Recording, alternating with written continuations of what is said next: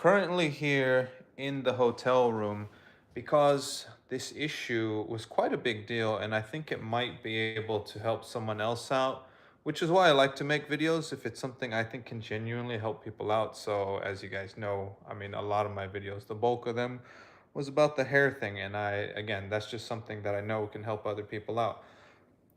Let me give some context. Recently, all of my stuff was stolen from my hotel in Berlin. I was staying at the Sheraton Berlin Grand, by the way. I mean, a nicer hotel, and my stuff still got jacked completely. Now, normally in the past, when I've had stuff stolen, or not even stolen, just like my bag's delayed, I still at least have my carry-on. So I have, my laptop and toothbrush and these immediate toiletries and little electronics and things. But even that was stolen this time because I had checked out of the hotel and we're going on a day trip. So I put the carry-on bag, I attached it to, my luggage suitcase. And all I had was my phone, some chapstick, and like one debit card on me. So they literally took all my stuff, which is crazy because just before that I just moved out of Bangkok and I had already whittled down all my stuff massively, and then they went and took, the core of all my belongings. But anyways, that's how I got the emergency passport, because all my stuff got stolen, including my laptop and my passport. Now, when I got the emergency passport in Berlin, fortunately, I was able to get an appointment on Friday, like the day after New Year's and right before the weekend, because they don't do weekends or holidays when it comes to this. They were able to issue it to me right away in Berlin. The same afternoon, I went there and got the appointment. And the lady, when she gave me the passport, she, was asking me where I'm planning to go next and stuff. And then when I told her, I'm transiting, I'm going to Turkey next because I have my flight to KL from here. She was like, "Oh no, you're not gonna, you can't do that." She had an interesting demeanor. It's almost like at one point she was warning me not to go. Almost like, I don't know, like it would be highly unadvisable or maybe even like punishable. Like, don't even try one of those things. Like, almost like it would be bad to even try. Like something would be wrong with that. And then she repeated herself numerous times, which, I mean, I appreciate she's trying to do her job and stuff, right? And take it personal. But she again explicitly said these countries will absolutely not take an emergency passport. And she continued to list off Turkey. She also listed Indonesia, and I know that's not true. So it just reminds me, like, most people, a lot of people don't know what exactly they're talking about. And this lady works at the embassy, I can imagine, for some length of time and years. She physically handed me the passport, the emergency passport, I should say. And she just sounded 1,000% sure that there was no way I was going to get in. Now, being that I had bought a non-refundable ticket, I was like, well, I mean, of course I'm gonna try, right? There's no harm in trying. So I gathered the little things I had, which was like one tiny bag. I didn't have to pack much, right? I went to the airport and I wasn't expecting much. I actually said bye to one of my friends and I said, I mean, I'll probably see you again in a couple hours. I think I even left some small things at the hotel, which I probably could have took, but nothing super important. I was actually fully expecting to be back at the hotel and get rejected, just because the other thing and reason why I'm making this video, everything that I searched online, and trust me, I searched extensively. When it's something super important, you're just digging and trudging through, different forums and stuff online. And nowhere in there did it say, hey, yes, it's possible, you can do it like this. There was just so many people saying, you can't do it, you can't do it, you can't do it.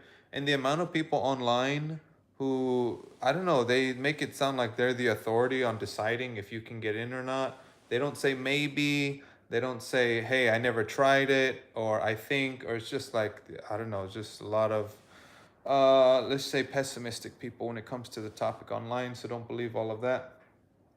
So yes, I went, I tried it, I showed up, I told the lady, here, I'm here to check in. I just pretended like nothing was wrong. Which of course I knew she's gonna bring it up. I hand her like a maroon red passport, right? It looks a bit unusual. Actually, I'll show it to you guys right now. Um, And I said, I'm here to check in. And then, she took a little bit of a look at it, and she looked up, there it is, emergency pasaporte. So you can see the color is quite different, right? US passports are navy blue, and then it's like big, bold letters there at the top, emergency. So there's no way you're flying under the radar with this emergency passport. And it also looks and feels a bit different, has some stuff on the back too.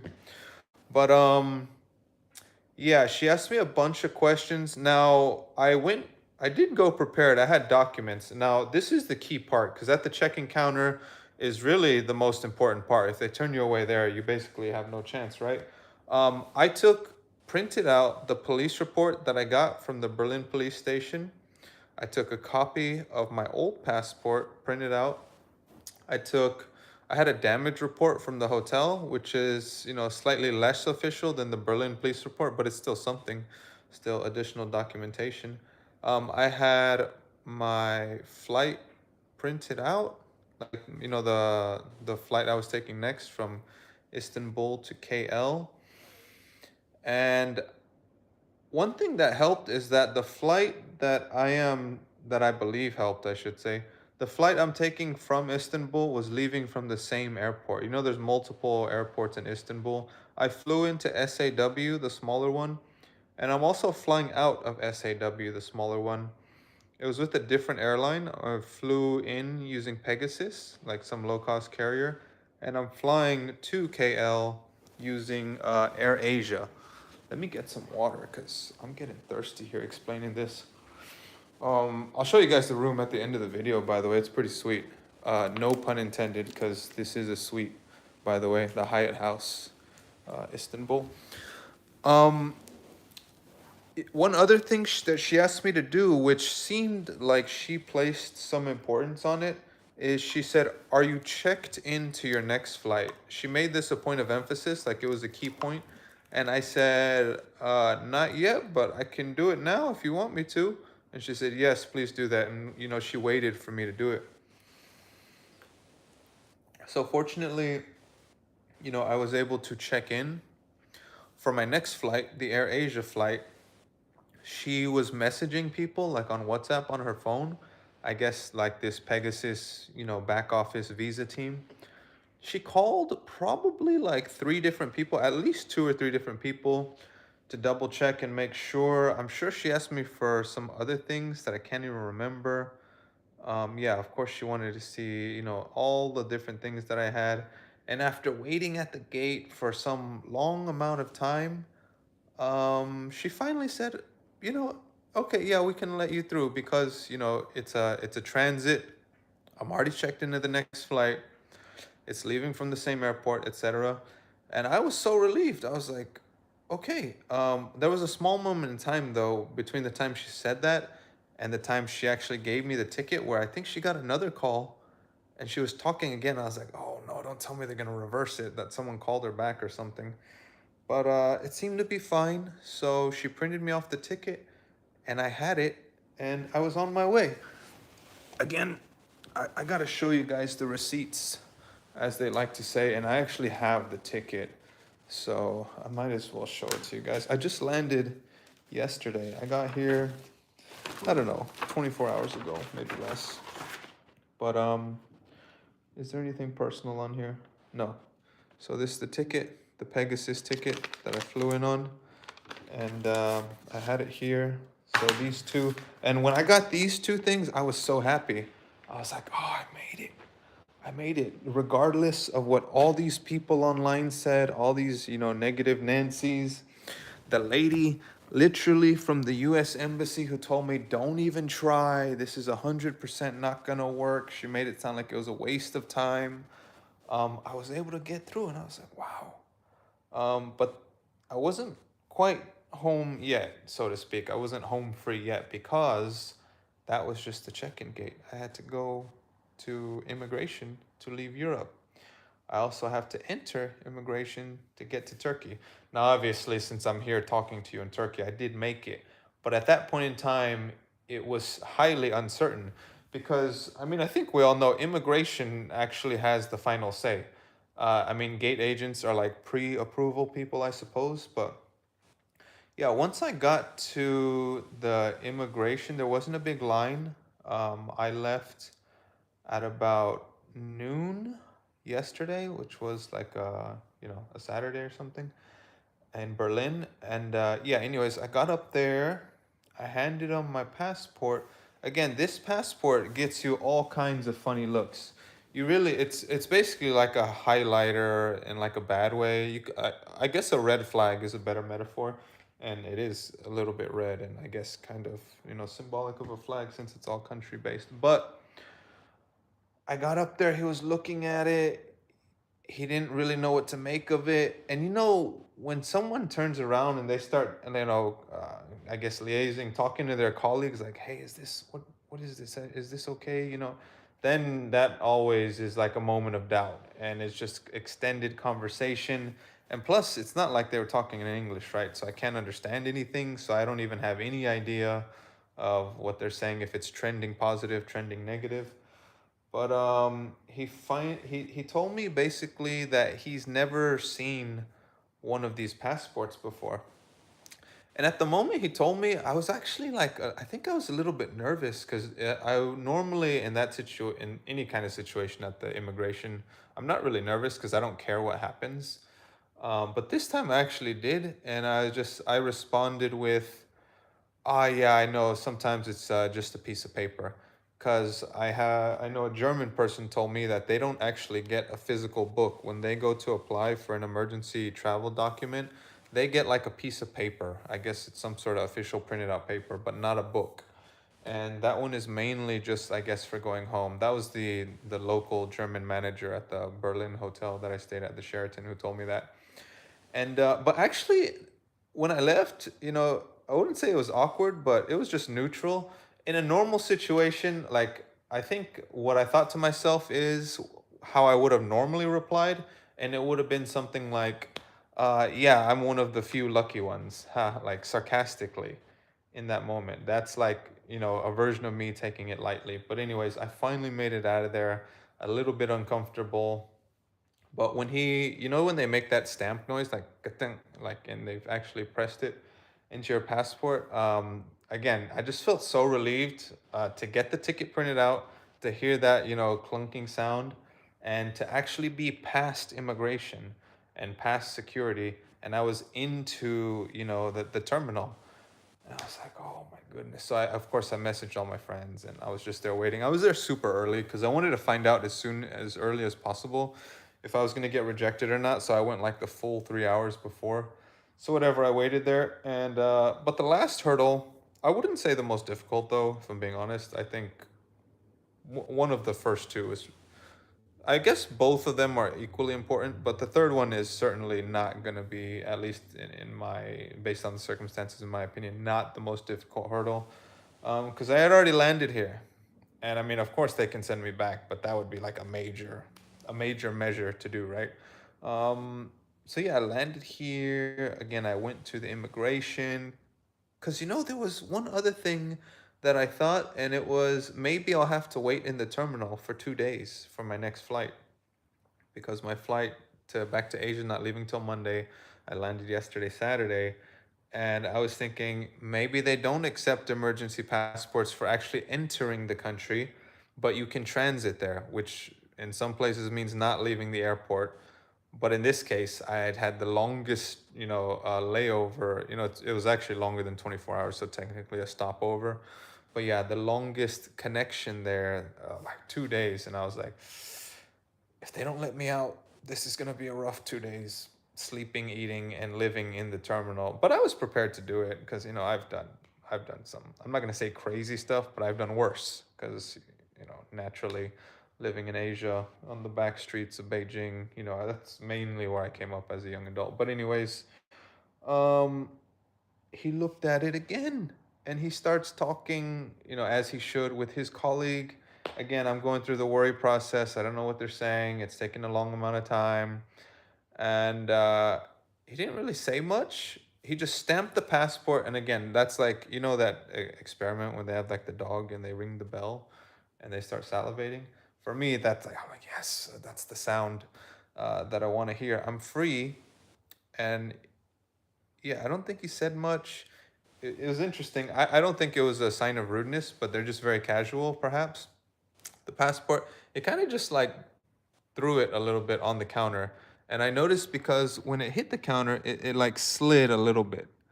And I didn't make anything of it, but I just thought, he's very casual here, which I'm okay with. And then I got about 10 meters behind the counter, and really that was the last of the last hurdles. But the guy ran out to me. I didn't hear him because he was speaking, I guess, in Turkish. And he ran out to me. I was like, hey, you need to come back here. And I was like, oh, shit. So he walked me back to the counter. He was saying something to his colleague. There was another person already there. I guess by the time he realized he needed to get me. And he didn't even tell me what the problem was. He just said, stand in front again, like as if I had just got there. So I had to come all the way around. And I think though what happened is he forgot to take a photo of my face, which I guess they do for everyone. And I guess that was important. So I guess seeing my passport though is basically what distracted him, and he forgot to take the photo. He just wanted me to go back, and it was nothing nearly as big as what I was, playing it up in my mind. So yeah, he let me go after that second time. I was like, thank goodness, now I am clearly out of the woods. I have entered Turkey on an emergency passport. They did not keep me in the terminal. I did not get rejected at the gate, at immigration leaving Europe, at immigration entering Turkey. None of that stuff. So I was just thinking back to all the nonsense I read and what that lady told me at the embassy. She's an official, right? She's a federal employee and a government employee, and even she got it wrong, very wrong actually, on multiple fronts. Like, I don't know, maybe the information she has was accurate at some point in time, but not in 2026. I almost said 2025 because we just passed the year. But yeah, not in 2026. What she said is not correct. So this is 100% proof. You can enter Turkey on an emergency passport. I mean, of course, your mileage may vary, as they say. This is an American emergency passport. I mean, I'm sure there's many other passports that are, equally as good, stronger, whatever. Where it probably doesn't even matter that much, right? It's just the fact that it's an emergency passport. So yeah, I was able to get in. The other thing that it implies is that because I told them my final destination is Malaysia. So the other thing it implies that they let me through at the first gate is not only is Turkey okay with it, but it implies that Malaysia is also okay with it. Because if my final destination was not okay with an emergency passport, they wouldn't let me in. I wouldn't even make it to the connecting country here in Turkey. And from what I've read online, though, Malaysia is easier on the emergency passports than Turkey. So I don't expect to have any problems tomorrow entering Malaysia, although I'm not taking it for granted and assuming they're going to let me in. But, I've read mixed reports online, whereas with Turkey, there were no mixed reports. There were basically no reports, and it was basically just people conjecturing or reading the rules or whatever that you wouldn't be able to get in. So yeah, I think it'll be fine. I mean, I guess I could update, once I actually get in to Malaysia tomorrow, hopefully, fingers crossed, etc. Knock on wood, whatever. And then from there, I'm not sure where I'm gonna go. So a lot of people, online saying, "Hey, this emergency passport is just for going home." Just for going home, like, no, don't say that. Don't say that. Okay, because, for reference, I told the same thing to the lady at the embassy. I don't live in the US. I haven't lived there in well over a decade, so I don't want to go home. I don't want to be stuck there because, it takes like 6 weeks to get a passport. Our State Department is super slow. It might take them 6 to 8 weeks. Who knows? I think last time it took 8 weeks or something. But yeah, they are like tortoise monsters over there. So yeah, I can't imagine having to go all the way home, derail my whole life and lifestyle for 2 months just to get a passport renewal. No, thank you. I'm good, and I'm very used to the lifestyle in Southeast Asia. So it would be I don't know. For me, it wouldn't be good. But yeah, it's not just for going home. I am, I don't want to sound too profound, but living, breathing proof that you can use it for onward travel. I'm here in Turkey, which is supposed to be a difficult place. I researched online and found posts from the government of Indonesia immigration saying you can enter there on an emergency passport. They're letting me go into Malaysia tomorrow, so Malaysia should be okay with it too. Vietnam, from what I've read, is also okay with, sometimes with it. With the you can even apply for an e-visa in advance. And I know Thailand is okay with it because like everything I've read online, Thailand, they don't have a problem with it as long as it has, 6 months or more validity on it. No problem. Just another reason that we love the big Thailand. So, you know what? It got me to thinking though, and I was like, it's Southeast Asia. Mistakes and accidents happen there all the time. I can't imagine the number of people, not just Americans, but travelers, visitors in general, who have lost passports while traveling in Southeast Asia, which is typically done in a group. Like people go to a grouping of countries down in Southeast Asia, not just one and fly out. So it makes sense. Excuse me, more water. It makes sense why they would be, okay with the emergency passport. They've seen it so many times. They understand the situation. People are traveling, backpacking.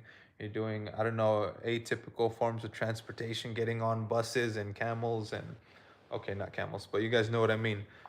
You're just moving around a lot, and people go there. They have some drinks. Some people go there to party and stuff, and things get lost, and they ask you officially to keep your passport on you, all the time, which I don't do. But in this case, I should have done on that particular occasion. But yeah, I mean, imagine going out for a late night out and you lose your passport or something. That is totally within the realm of easy possibility. So yeah, I'm gonna leave it there. I don't want this live to go on too long. We're already at 22 minutes, and I need another drink of water. But yeah, I definitely wanted to jump on because if there's anyone there in the future on an emergency passport, whether you're American or not, and you're in the same situation as me, I hope you find this video and yeah, don't not try. For example, like me, I could have just stayed at the hotel and be like, oh, I can, no, give it a go, give it your best. It can happen. Don't. And the other thing is just the people who don't know what they're talking about, like I've mentioned before.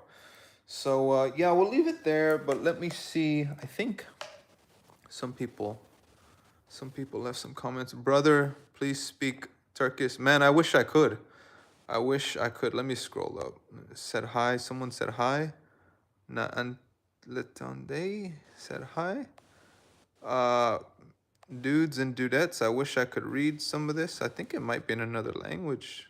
But yeah, these symbols are not all in English. I'm not even sure if these are all from humans, to be honest, but I hope they are.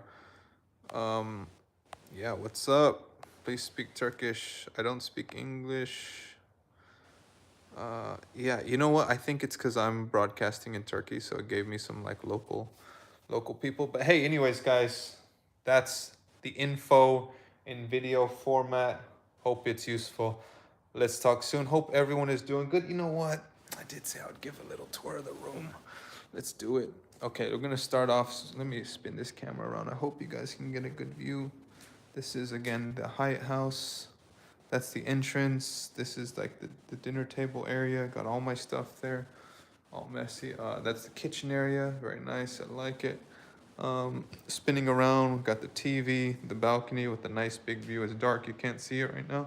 But check out this section sofa. I love it. Angles are weird here right now, but and of course there's a room on the other side just as nice, if not nicer. I don't want to give the whole tour, but it's solid. I love this place. So cool, guys. All right, everyone take care. Bye. How do we stop this thing? Okay, I'm gonna hit the X. Are you sure you want to stop?